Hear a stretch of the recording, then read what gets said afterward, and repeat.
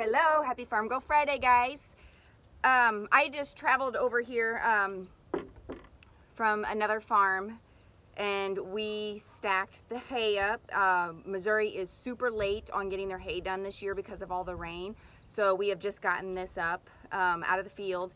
And over here, we do not have a barn to put our hay in and protect it.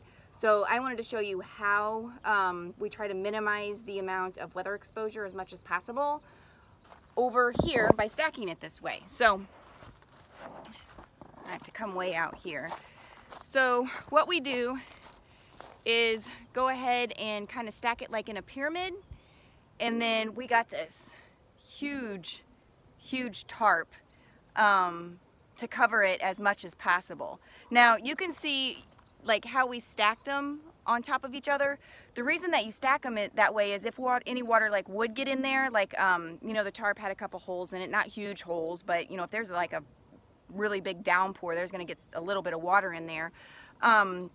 With the net wrap being around the bale and with them being stacked this way instead of like flat bottomed, the water will then just keep running off of the bales and not soak in so much. Now if you had them where they were flipped and they were actually like flat on bottom and top, there's water's just going to go right into the core of that bale, and it's going to rot and get moldy and stuff like that, so you don't want that. So and then until it's time to actually start feeding, which hopefully will not be till like December or January here, we go ahead and put some bales on both sides to keep, you know, help keep the tarp down. Now when it's time to go ahead and you know, start feeding, because of my lower body disabilities, there's no way I can get up there and fold that tarp over. And you can see right here there's like some stakes sticking in there to help keep the tarp down. So one of the guys will have to come over and